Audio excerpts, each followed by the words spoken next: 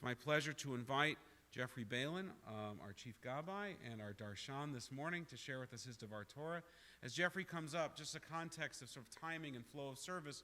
So we're at about 11:30, 11:35. This is about the time also in a bar bat mitzvah service when you as a bar bat mitzvah would be giving your Drash as well. So we'll be done by noon, and then there'll be a nice little luncheon. And so timing-wise, you've only been here about an hour and a half, and it feels like longer for some, I'm sure. And for others, the time has flown by. Jeffrey.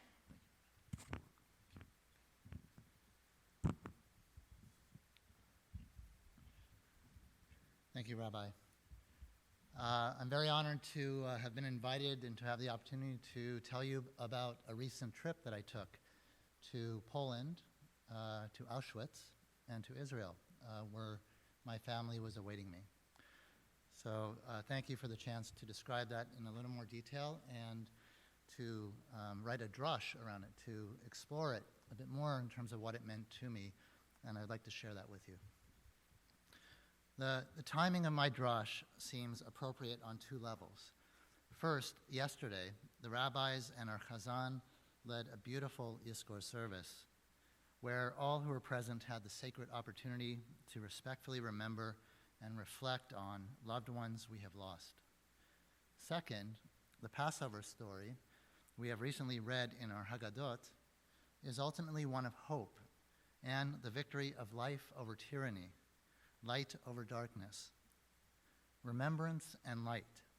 This was the essence of my visit to Auschwitz and Israel, which I will now try to share with you. From Auschwitz to Israel, from darkness to light, from death to life. This is a brief account of my recent journey that took me to the place where my own grandmother was murdered, and then to the land where generations of her offspring have thrived. Moreover, waiting for me in Israel was a joyous and glorious gathering of relatives who were partaking in a family simcha, the bar mitzvah of my grandmother's great-great-grandson, the first of his generation. You see, my grandmother's daughter, my aunt, was also in Auschwitz. She survived and moved to Israel, where she had only one daughter, my cousin, who had 3 children, who produced 14 grandchildren. I initially began writing this account while flying home from Tel Aviv. As I began typing, I noticed on the seatback monitor in front of me a map showing our plane's flight path. We were approximately 36,000 feet over Krakow, Poland, the nearest major city to Auschwitz, the very same region where I began my personal pilgrimage 2 weeks earlier. On April 12th, I set foot upon the most gruesome, murderous ecosystem of extermination ever conceived, let alone constructed.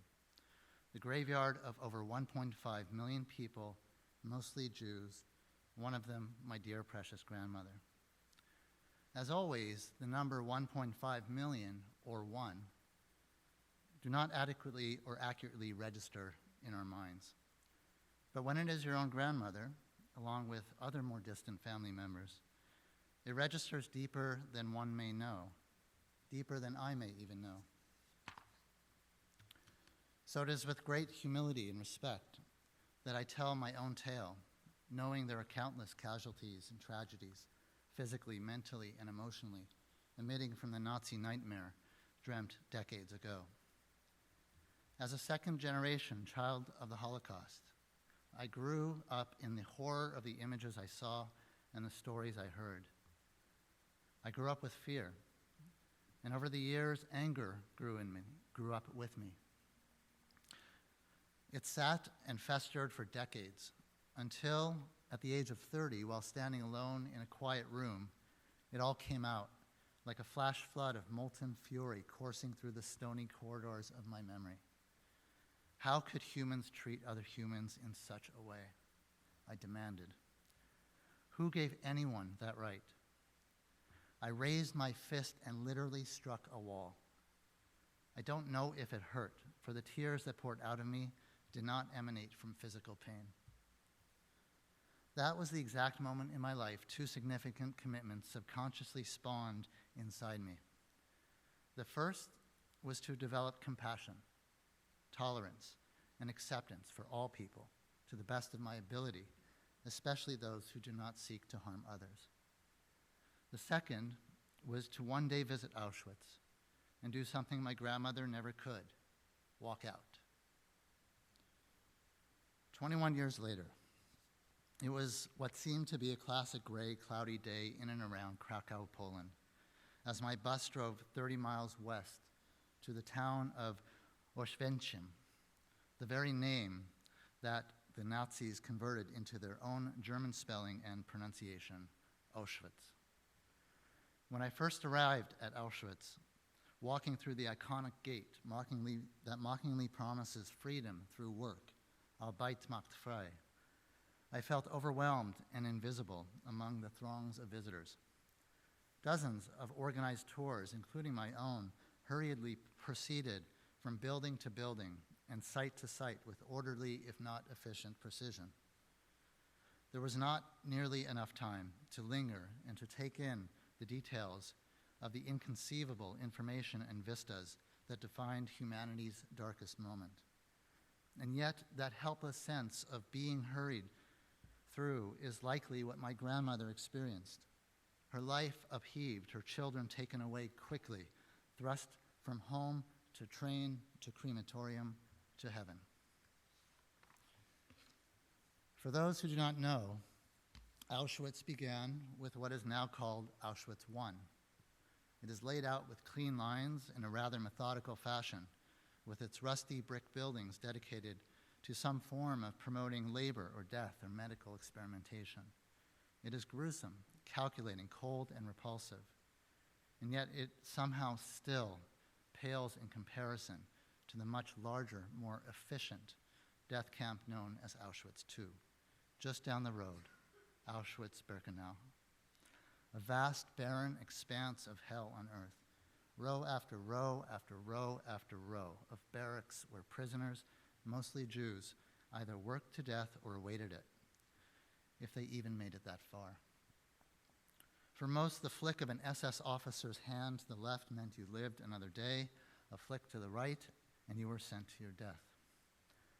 Avoiding unnecessary expense, inconvenience, or time, the Nazis built railway tracks that brought hours or days of inhumane, suffocating train travel inside overcrowded freight cars to an abrupt halt, just meters from the gas chambers and crematoria. This is likely where my grandmother's life came to a horrifying end. I paused at the main crematorium, now just a pile of rubble, shed some tears for my grandmother, far fewer than I have throughout most of my adult life, said Kaddish, and walked away. The moment was much briefer than anticipated, the morning much less intense than expected.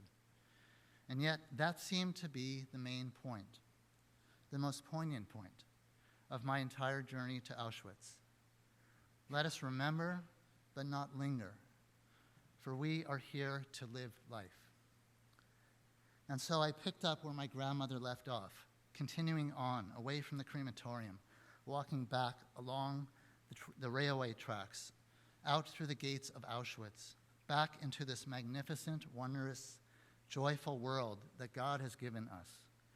Indeed, joy was the unexpected gift to pull from the ashes of Auschwitz. Part 2, Israel. The very next day, I flew from Warsaw to Tel Aviv to join the awaiting arms of my family in Israel. As mentioned, they were preparing for the bar mitzvah of my grandmother's great-great-grandson. The bar mitzvah was beyond joyous, surrounded by dozens of loving family members, ranging from nearly 9 months of age to over 9 decades. We spent the entire Shabbat on a kibbutz, immersed in endless warmth, prayer, food, learning, and laughter, a blazing torch of life and love that could not be extinguished by the crumbled and decayed crematoria of Auschwitz-Birkenau. Hitler did not win. The Nazis did not win. Life, as always, is the winner. The following week, I celebrated Pesach in Israel that included a beautiful family seder and several visits to the local shul. The day before, I was in Jerusalem praying at the Kotel, the Western Wall. The day after, my last day in Israel, I was at a family picnic where I was able to gather everyone together, say goodbye, and hug each of the great-grandchildren one by one and tell them I love them. Sometimes nothing makes sense except the unfolding of time. Our hearts and minds cannot grasp it. Our faculties are helpless. Sometimes, in a very strange way, only pain, excruciating, senseless, ever-present pain, somehow protects the everlasting sanctity that makes everything holy. Holy is not always pretty, easy, blissful, or inspiring, but it is at the very core of continuity that binds time to the infinite in a way the soul can hear.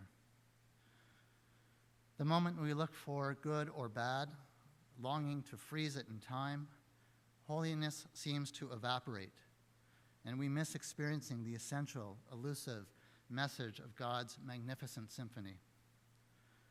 The arc of time is further than I can possibly see, so I cannot explain the why behind centuries of slavery or years of systematic genocide. But I can experience the joy of freedom found, even when it is in the name and remembrance of our fallen ancestors, those in our hearts or those in our Haggadot. We reach back and carry their lives into the present moment, sanctifying them, giving them meaning and purpose as the temporary custodians of that most precious, inexhaustible force that travels throughout all of history, from generation to generation to generation. Life. Shabbat Shalom.